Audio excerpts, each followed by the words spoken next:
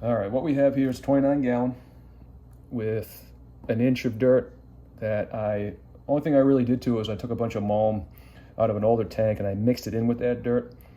And then I added about 3 inches, 2.5, 3 inches of black sand. Inside there, just a jungle hodgepodge of various plants. I started off with the tape grass or leopard vallisneria. That stuff grows really good in my water, which is pretty hard. It's not liquid rock, but it's close. The pH is anywhere from 7.8 to 8.2, depending on the time of day you check it. TDS is 240, and it's about 120 split. So GH and KH is both approximately 120 to 180, right in that range. I have anacris, which grows like a weed in here. I think it is a weed.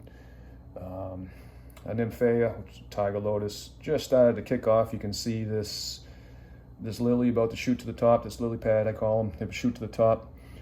I just put some pennywort in there yesterday.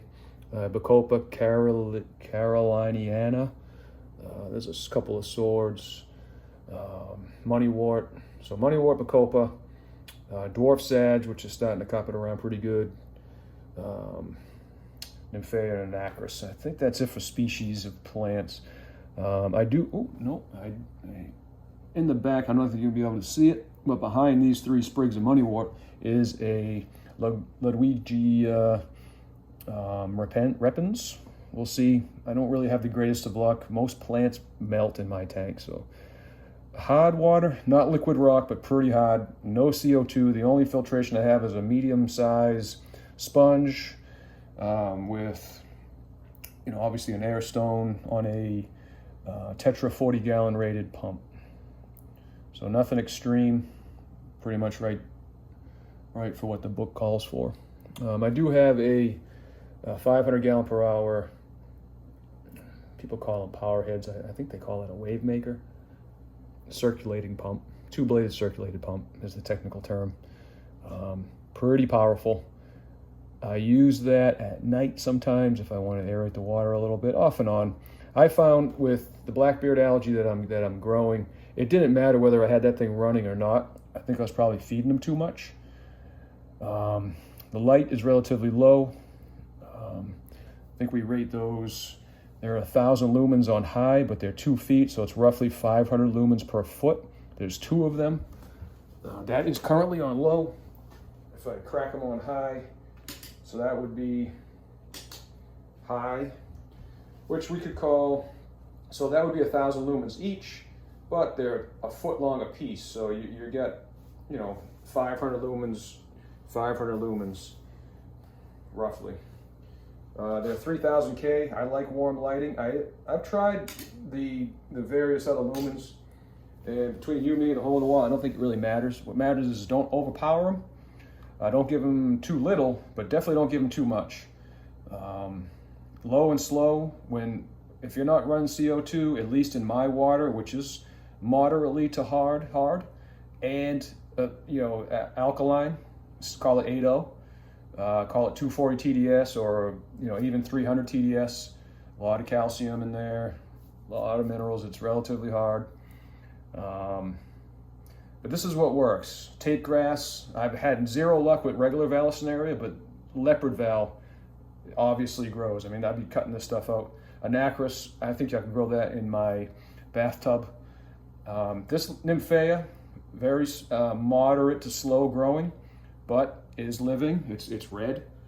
So, and dwarf sage is propagating. And we'll see on the pennywort. I just put that in there yesterday, so there's really no sense talking about it, but we'll see.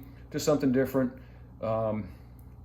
Just putting stuff in there to see what will live, because usually nothing does. It just, either I'm giving it too much light, not enough light, the water's too hard, the water's too alkaline. I don't know. According to the internet and all the books, they'll tell you one thing, but your water is going to be different. So in this setup, here it is. It's working. I have very few fish deaths, very few and far between. I lost one of my Odessas, and that's it. The cherry barb's doing real well. My paradise gourami, he's rocking and rolling. I have a bunch of black coolie loaches in the bottom and some mystery snails. I got a big one over there, another one over there. Of course, the ones that come from the plants, I leave them in. I've used leaf litter from outside. You can kind of see a little bit of it down there. And that's pretty much it. I wasn't running the heater for a while, and it got down to about 68 degrees in there, about room temp. This time of year, that's about normal for the room. But I've noticed the cherry bogs do they're a little bit more active with a little more heat in there. So I splurged and I turned it on to 70. This tank hovers right around a 72 degree average. The Odessas in this parafish don't need necessarily heat, but being up in New England, this is going to get pretty cold, and I don't run the house all that hot. I'm not like a 72 degree kind of heat. I like to run it around 64, 66. So that's pretty much it. I mean, that's how it works. It's not obviously an aquascape. It's more of a jungle, which is kind of my favorite. I don't know why, I just do. And in the back, I do have on that heater, I have a Anubias, which is actually doing pretty good as well. So yeah, I mean, I love it. It's just that simple. It's a low stress tank. Every once in a while, say every couple of weeks, I'll go in there and I'll lop off some of the tape grass so that the light will actually get down up in there, and so on and so forth. But the idea behind it is fast growing, except for a couple of species. Fast growing, low light, easy plants. And there it is. The LEDs on the top, I think on high are 12 watts, so 25 watts for a pair of lights. And I run them on low. And it's obviously not deficient. Things are living and growing, including the Bacopa, which are pretty thick and fat.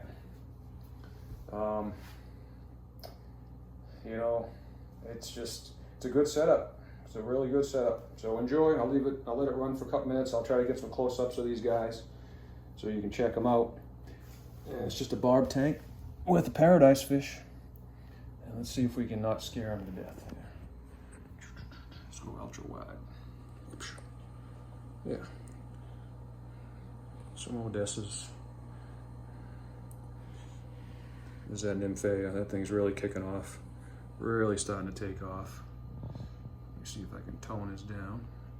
Yeah, look at all that blackbeard algae. Now, they do say blackbeard eats nitrate, so hey, it is what it is. Nature. Let's brighten it up just a little. Yeah, Mr. Ham there. Cherries. Pennywort seems, where are you? Here we go. Pennywort, we'll see. That'd be pretty interesting to have that kicking up in and around. I think it's good looking. Of course, the Anacris does real well. Again, very easy plant. I just break it off and stick it back in the dirt, and that's what happens. They just keep growing and growing and growing like a farm. So, good stuff. Let's see if we can get her to focus here. There we go. Of course, the Bacopa, there's a sword in the background. And the Bacopa, I cut off, here we go. I cut off the top of these and stuck these in the ground, and those have started to kick off. So, yeah, this Hygrophila. I've had the best luck with them. They're relatively slow growing because I don't have a huge amount of light in here. This guy and that guy, of course, blackbeard all over it. But those seem to be really the only ones getting it. Those, of course, the money wort, but up top, yeah, it is what it is. I'm not going to stress about it.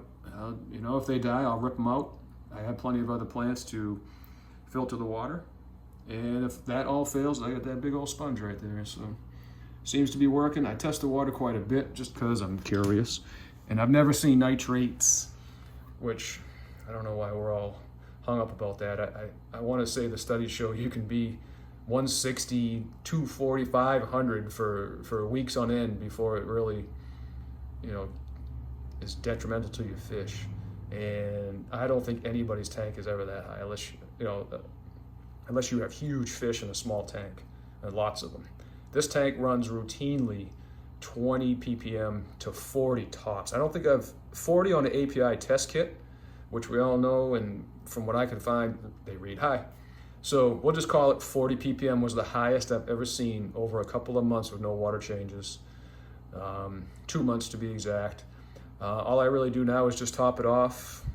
That air stone does got a little bit of evaporation, but it's not very hot in there, so the evap is pretty slow. So I just top it off, once every other week or so.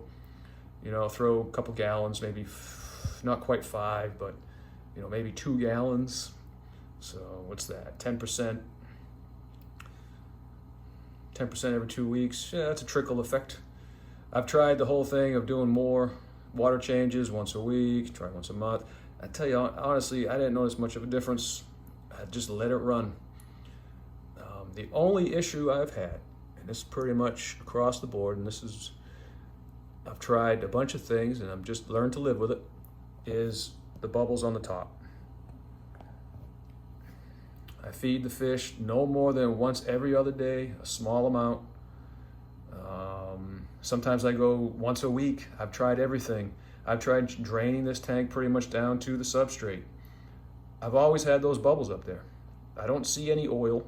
I don't see any rainbow colored slicks on the top. I don't know. So what I'll do is I'll turn that pump on at night, aerate this water, because that is pretty strong, and you know, get some air in there and good gas exchange and all that happy stuff. But tell you the truth, I don't have issues. I've seen one of my Odessas die. That's it.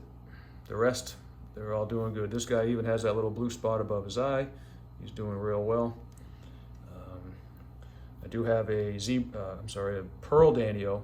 He was a bully in my other tank, so I pulled him out, put him in here with some bigger fish, and seemed to straighten him out. But anyway, that's it. Even with that bubble surface, which is, they say, terrible, I don't have issues. There's enough plants in here and at surface agitation, and it's warm enough. It just works. I think probably this week I'll get a couple more pieces of leaves from the local creek. I'll sprinkle it in there, give it some more variety, and just let it run. Anyway, short video. Enjoy it. If you have any questions, feel free to post them.